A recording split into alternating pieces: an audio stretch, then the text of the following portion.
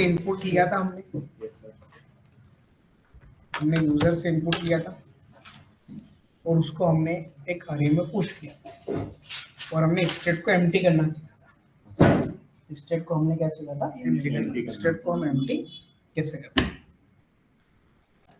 अब इसके बाद इसमें क्या आएगा कि अब अल्टीमेटली जो डेटा है वो हमारा ये पुश का काम था। कहाँ पे पुश किया हमने? तो अरे में हमारे पास रिकॉर्ड तो आ गए, अब रिकॉर्ड दिखाना है तो बस सिंपली करना है क्या हमें, एक अरे से क्या चलाना है, मैप चलाना है। मैप एक कॉल बैक लेगा, मैप रिटर्न करेगा डेटा को और यहाँ पे हम क्या करेंगे हमारे डेटा को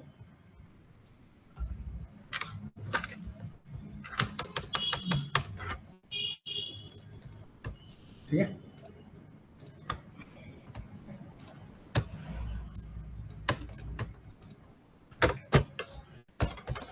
ठीक है आइटम राइट,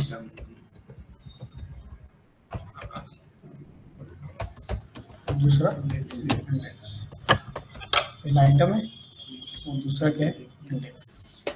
ठीक, आइटम्स जो है यहाँ लिख देंगे और इंडेक्स में हमें कुछ अभी तो देखते हैं चल रहा है कि नहीं चल रहा है। तो जितने भी हमने यूज़र ऐड किए वो सारे हमारे इधर दिखना चाहिए। रिटर्न भी लगाया, अरे पे मैपिंग भी चला दी, आइटम्स भी खोल कर दिया है, अरे में पुश भी हो रहा है, स्टेट पे एंट्री भी किया है, रिफ्रेश नहीं हुआ हुआ है। एक बार अच्छे से उसको रिफ्रेश कर दो कि देखो लोडिंग हो रहा है अभी, है ना।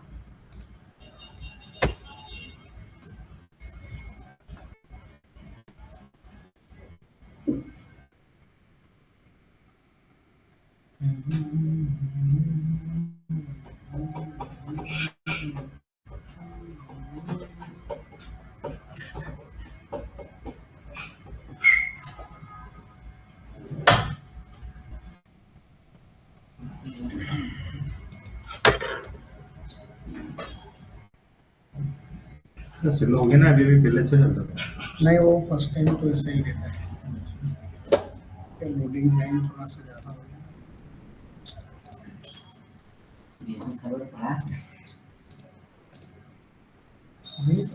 अब स्टार्ट होगा ना सर, तो लोकल स्टोरेज एपीआई उसके बाद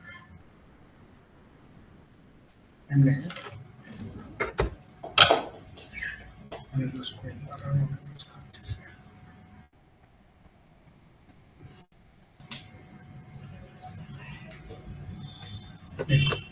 मैं जो भी यूज़र ऐड करूँगा वो डेटा की लिस्टिंग होनी है,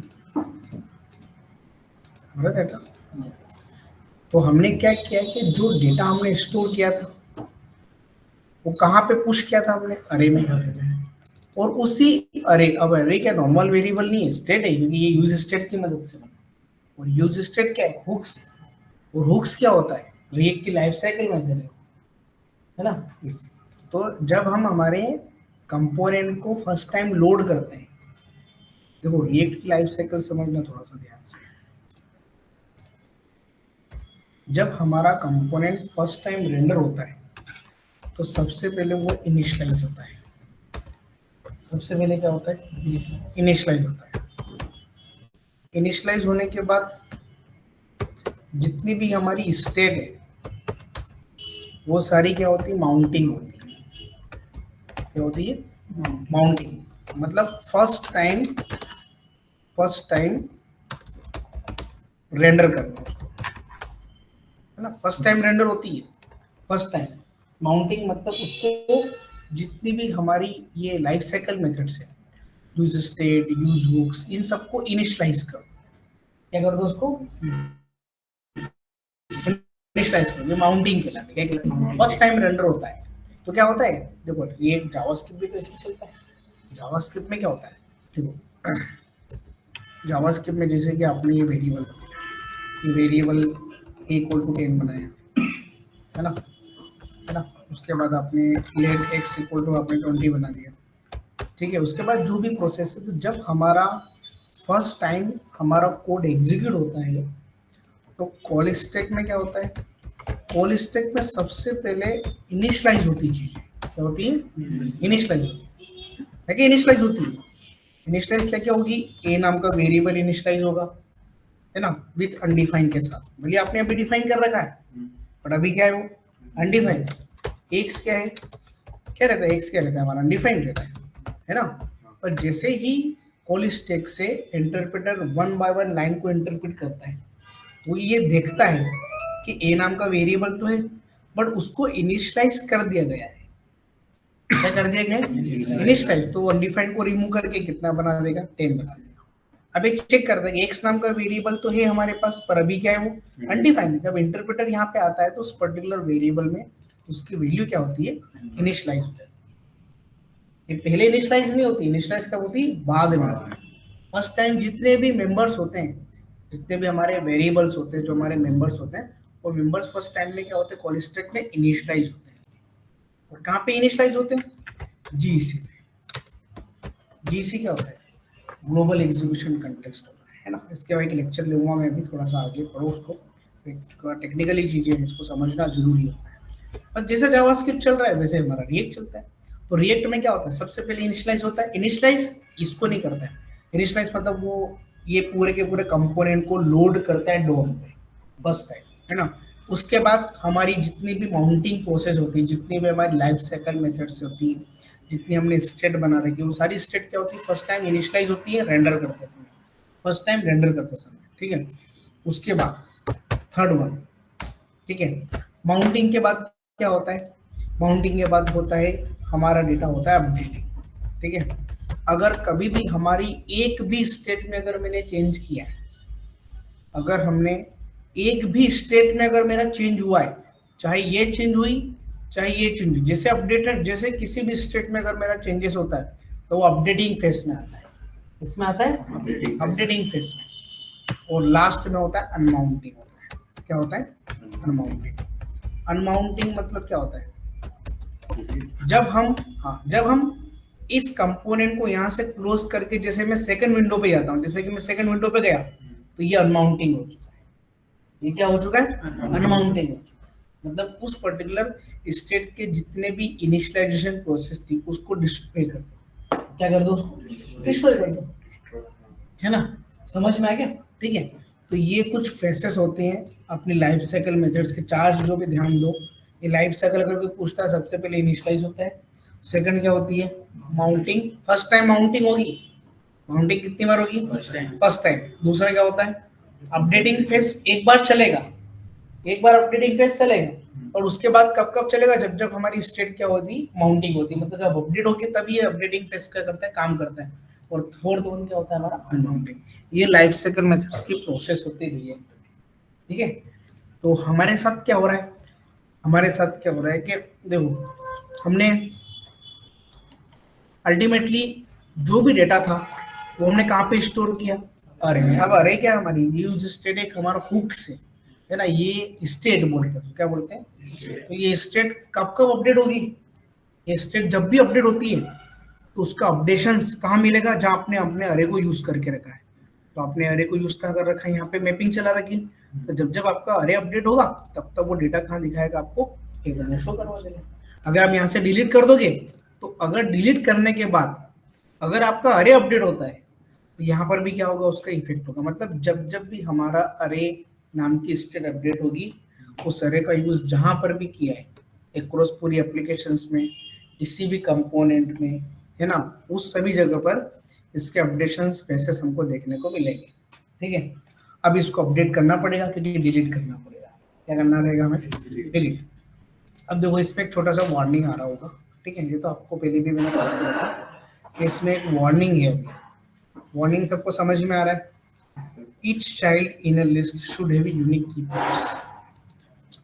each child in a list, list में जितने भी चाइल्ड एलिमेंट हैं, लिस्ट में जितने भी चाइल्ड एलिमेंट हैं, उन सभी चाइल्ड एलिमेंट को क्या बनाना पड़ेगा, यूनिक बनाना पड़ेगा। तो कैसे यूनिक बनाएंगे हम इसको, इसको यूनिक बनाने के लिए हम चाइल्ड एलिमेंट पे आते हैं। की का नाम क्या है, सॉरी प्रोब्स का नाम क्या है, की, और यहाँ पे क्या पास कर देंगे, ठीक है।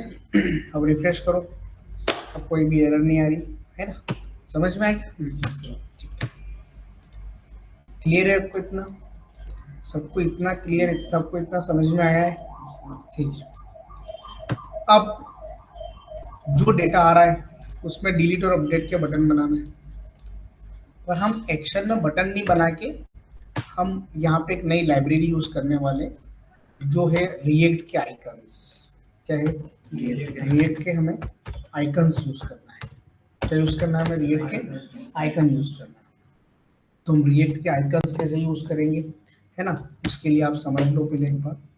आप यहाँ पे रिएक्ट आइकन नेट पे सर्च करना,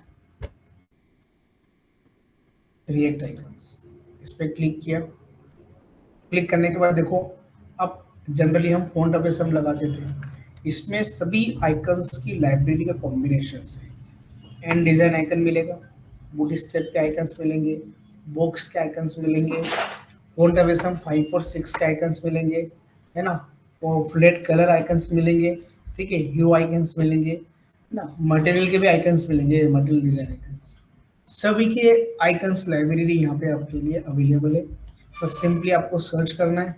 आप इन डिजाइन आइकन पे चले जाओ, यहाँ से अपन सर्च कर लेते हैं। तो डिलीट का, डिलीट नहीं बोलते, इस पर ट्रैश बोलते हैं। आ गया ट्रैश का सिंबल भी आ गया। हालांकि कोई सा भी एक आइकन ले लो, इसको, ये कोड है इसका, ये कोड यहाँ से कॉपी करके यहाँ लगा देना, जहाँ बटन लगा देते हैं वहाँ लगा दो, डिलीट लगा दिया। और इसको ऊपर इंपोर्ट भी करना पड़ेगा। क्या करना पड़ेगा? इंपोर्ट। ठीक है, तो इसको ऊपर जाकर के यहाँ पे इंपोर्ट कर लेना। बट अभी हमारे पास रिएक्ट आइकन्स नाम की जो लाइब्रेरी है वो हमारी पैकेज जो जेसन में अवेलेबल नहीं है। दिख रहा है कहीं पे रिएक्ट आइकन? दिख रहा है, मतलब वो एक्सटर्नल मॉड्यूल है, आपको इंस्टॉल करना पड़ेगा उसको। क्या करना पड़ेगा? इंस्टॉल करना पड़ेगा। तो इंस्टॉलेशन कैसे करते हैं? इसको ऑफिशियल पेज पे आओ, ये रहा react npm install react icon dash से। तो ये एक डिपेंडेंसी है, इस डिपेंडेंसी को इंस्टॉल करो। कैसे इंस्टॉल? कॉपी किया, कैसे इंस्टॉल करेंगे? इंस्टॉल करने के लिए हम आते हैं कहाँ पे? कमांड प्रॉम्प्ट पे आते हैं। कमांड प्रॉम्प्ट पे कैसे गए हम? यहाँ से कमांड प्रॉम्प्ट पे, सॉरी, यहीं से टर्मिनल से कर देता ना। कमांड प्रॉम्प्ट से पहले एप्लीकेशन को अभी स्टॉप करना पड़ेगा। टर्मिनल पे आ गए, और टर्मिनल पे गए, और टर्मिनल पे उसको ना यहाँ पर पेस्ट कर देना। लिया? रुको, है ना, बढ़िया होते हैं 10 मिनट। देखो npm install react icon directory से, ये डिपेंडेंसी क्या होगी? इंस्टॉल होगी।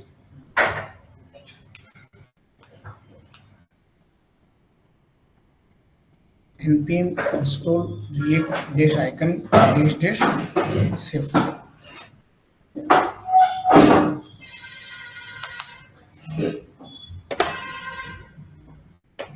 ये डिपेंडेंसी इंस्टॉल हो जाएगी, तो एक डिपेंडेंसी बढ़ चुकी है। हो गया इंस्टॉलेशन, कंप्लीट हो गया। रन कर दो उसको, तो डिपेंडेंसी आ गई होगी। ये आ गया, रिएक्ट आइकन्स आएगा। अब ये इसको सपोर्ट करेगा, अब कहीं से कहीं तक एरर नहीं आएगी। तो यहाँ पे आपको डिलीट का आइकन मिलेगा एक बार। रिफ्रेश कर दो उसको, पूरा आ रहा है, ठीक है, आ रहा है डिलीट का आइकन। वो जो भी आइकन्स लगाना है आइकन लगा लेना, है ना। कलरफुल आइकन भी मिल जाएंगे, कलरफुल आइकन लगाना है तो वो लगा लेना। एक एडिट का बना लो, तो एडिट के लिए भी इंडिजन आइकन सर्च कर लो यहाँ से, है ना। क्या सर्च करेंगे? पेंसिल। एडिट में आता है पेंसिल आती है, ये पेंसिल ले लो, कोई सा भी ले लो, ये ले लो, है ना। ये इसका कंपोनेंट है, ये क्या है? कंपोनेंट है। कहाँ लगाना है इसको? इसके ऊपर एडिट आता है ना। और इसको इंपोर्ट करना जरूरी है ऊपर।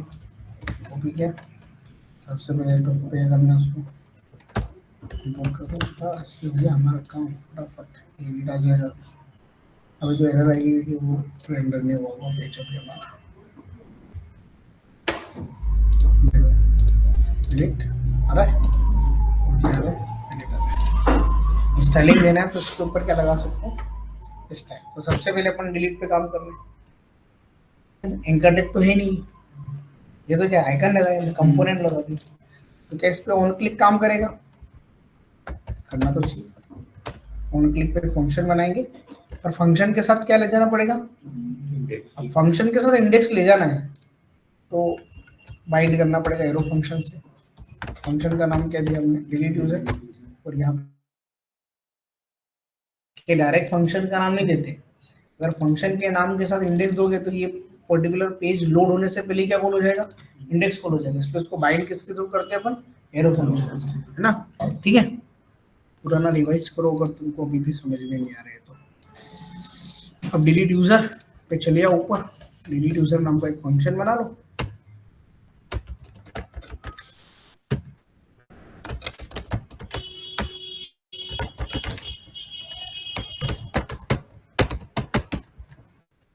यहाँ पे क्या मिलेगा, इंडेक्स को हम आईडी में ले लेंगे।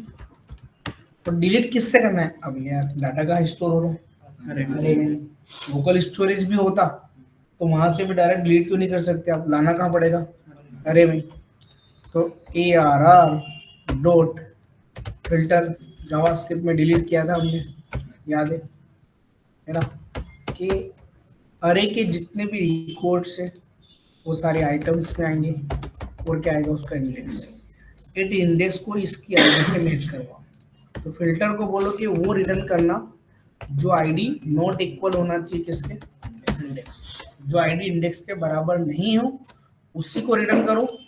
कहाँ रिटर्न करेगा, न्यू अरे में। तो न्यू अरे में नए रिकॉर्ड्स आएंगे, कि वो रिकॉर्ड नहीं आएगा जो डिलीट कर दिया।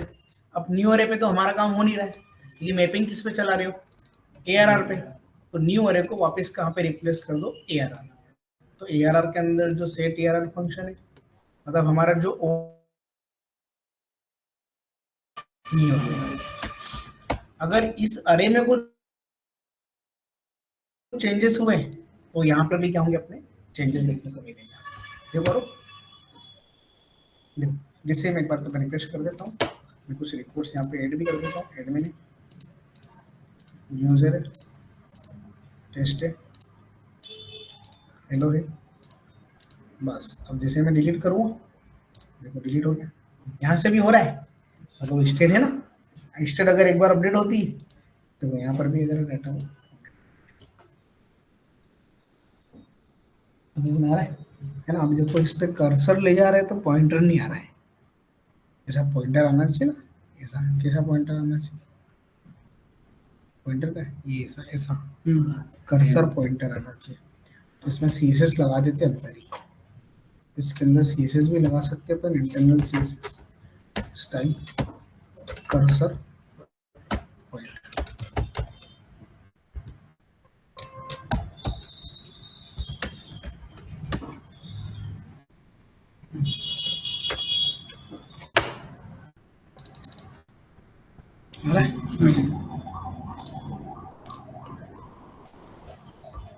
सेम काम किस पे करना है, ये मैंने पढ़ा रखा है, समझ में आ रहा है।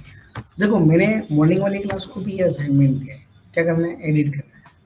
एडिट की फंक्शनलिटी क्या है, कि सबसे पहले तो एडिट पे क्लिक करेंगे, यहाँ से भी आपको इंडेक्स लेके आना है, जैसे अपन डिलीट में इंडेक्स लेके आए कि नहीं है, वैसे अपन क्या करेंगे, एडिट यूजर में भी इंडेक्स लेके आएंगे। अरे से फिल्टर करवाएंगे पर कंडीशन अपोजिट हो जाएगी, जो इक्वल इक्वल हो वही रिकॉर्ड आएगा। वो रिकॉर्ड कहाँ पे आएगा, न्यू अरे में। न्यू अरे से डाटा लेके कहाँ रख देना, मतलब मैं जिससे एडिट पे क्लिक करूंगा तो ये जो टेस्ट है कहाँ पे आ जाएगा, यहाँ आ जाएगा। और एक बटन कौन सा बनेगा, अपडेट। अपडेट पे क्लिक करेंगे तो जिस पे अपडेट किया है बस वही रो क्या होना चाहिए। ये काम करने से देखो मेरा तो क्या है 10 मिनट लगेंगे, मेरा 5 मिनट में लगेगा, काम हो जाएगा। पर इससे तुम स्टेट को नहीं समझ पाओगे, है ना। इसमें स्टेट का यूज होगा क्योंकि हम काम ही किस पे कर रहे हैं, पूरा स्टेट पे। हमारी रियल टाइम कौन चीज अपडेट हो रही है, स्टेट अपडेट हो रही है हमारी। तो जिससे एडिट पे क्लिक किया, देखो वो सेम फंडा है। मैंने आपको आईडी भी लाना बता दिया कि डिलीट के क्लिक पे आईडी कैसे ले जाते हैं, ले गए कि नहीं ले गए। ऑन क्लिक पे तुम यहाँ पर भी क्या बना देना, ऑन क्लिक बना देना, फंक्शन चेंज कर देना, क्या पास कर देना, इंडेक्स। ऊपर सेम फंक्शन बनेगा, एडिट यूजर, आईडी आएगी, फिल्टर चलाना, इक्वल इक्वल से नया अरे बनाना, उस नए अरे से डाटा कैसे लेना है और यहाँ कैसे रखना है वो सीखना है। तो जैसे यहाँ अपडेट करेंगे और अपडेट पे क्लिक करेंगे तो ये इसी पर्टिकुलर जिस पे क्लिक किया है वही रो क्या होना चाहिए, हमारे अपडेट होना चाहिए। ठीक है, तो देखो इसमें तुमने रिएक्ट के आइकन्स लगाना सीखे, है ना। अब इसमें भी, इस पे भी कर्सर पॉइंटर लगा देना, और इसमें आपको आगे का इन्फॉर्मेशन बता देंगे कि है ना टोस्टिफाई वगैरह कैसे क्या यूज़ करते हैं। ठीक है, तो ये नॉर्मल एक यूज़र के साथ काम किया है ना। अगर तुम्हारा ये काम 1-2 दिन में हो जाता है, मतलब कल संडे, पहले तो तुम कर भी लोगे काम, तो परसों अपन इस एप्लीकेशन को थोड़ा सा आगे बढ़ा देंगे। ये एक यूज़र के लिए हमको कितने यूज़र चाहिए, मल्टी यूज़र्स। अभी इस यूज़र के साथ साथ यहाँ पे सर्च भी लगाना है, ताकि मैं सर्च करूँ तो यूज़र लिस्टिंग में से क्या हो जाए, सर्च। समझ में आ रहा है? एक एप्लीकेशन में अच्छे से काम कर लो, क्योंकि ये 3 यूज़र्स पे काम करेंगे आगे। उसमें आपको डायनेमिक डिस्ट्रक्चरिंग का कंसेप्ट आएगा, जो मैंने आपको 1-2 दिन पहले पढ़ाया था, है ना, डिस्ट्रक्चर कैसे करते थे। समझ में आ रहा है? तो ये तुम्हारा रिएक्ट में सेम फीचर्स है जावास्क्रिप्ट के, बट यहाँ पे स्पेशली आपको स्टेट को ध्यान में रखना है। कोई भी नॉर्मल वेरिएबल नहीं बनाना है, कोई वेरिएबल बनाना भी हो तो क्या बनाओ, स्टेट बनाओ। स्टेट कोई ऐसा कंपलसरी नहीं होता है कि 1-2 स्टेट से ज़्यादा स्टेट नहीं बना सकते। जितनी आपकी रिक्वायरमेंट हो उतने स्टेट बनाओ। ठीक है, तो आई होप इतना काम हो जाएगा, हो जाना चाहिए, है ना। एडिट पे क्लिक करना, एडिट आएगा, अपडेट बटन बना लेना, क्लिक करना, अपडेट। भले एड अपडेट बटन कैसे क्या ट्रू फॉल्स करेंगे तो वो मैं आपको बता दूंगा। कम से कम इतना तो काम करो कि एडिट पे डाटा लाओ, अपडेट करो, बटन पे क्लिक करो और ये रो क्या हो जाए, अपडेट हो जाए। ठीक, ओके, क्लियर, समझ में आ गया? ठीक है, करो काम, है ना, कर लोगे। ये एप्लीकेशंस में आपको मेल कर देता हूँ, ट्राई करो। ठीक है, तो ज़्यादा